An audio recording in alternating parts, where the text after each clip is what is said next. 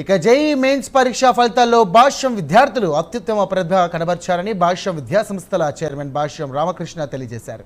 Mains ఫలితాల్లో తమ విద్యార్థిని సాయి మనోజ్ఞ 100% సాధించి మహిళల కేటగిరీలో ఆల్ ఇండియా స్థాయిలో మొదటి స్థానం సాధించారని ఈ సందర్భంగా పేర్కొన్నారు. ఇక దేశవ్యాప్తంగా 18వ స్థానంలో నిలిచిందని తెలియజేశారు.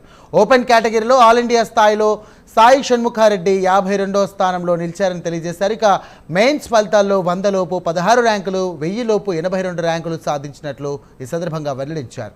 తమ విద్యా సంస్థల పట్ల తల్లిదండ్రులు చూపుతున్నటువంటి ఆదరాభిమానాలు, అధ్యాపకుల శ్రమ అత్యుత్తమ ర్యాంకులు సాధించడానికి దోహదపడ్డాయని రామకృష్ణ పేర్కొన్నారు.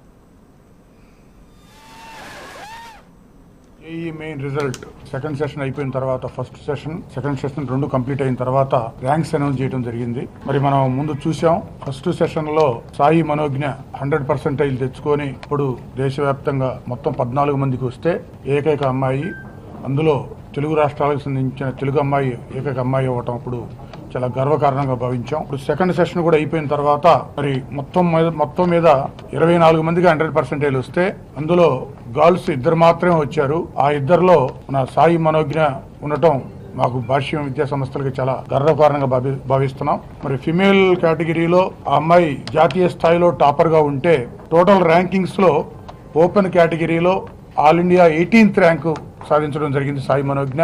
అలాగే సాయి షణ్ముఖరెడ్డి మరి 52nd ర్యాంకు సాధించడం జరిగింది జేఈ మెయిన్ లో ఓపెన్ కేటగిరీలో. తర్వాత ఈ సాయి మనోజ్ఞ అంత 24 మంది పర్సెంటేజ్ సాధిస్తే ఆంధ్రప్రదేశ్ కి సంబంధించి ఓన్లీ సాయి మనోజ్ఞ ఉండటం, మరి అందులో ఆ అమ్మాయి కూడా గుంటూరు అమ్మాయి కావటం, మన గుంటూరుని జాతీయ స్థాయిలో మరి ఆ అమ్మాయి నిలబెట్టి మన ఖ్యాతిని పెంపొందించిందనే చెప్పుకోవడానికి భాష్య విద్యా సంస్థల తరఫున మేము ఎంతో గర్వంగా ఫీల్ అవుతున్నాం.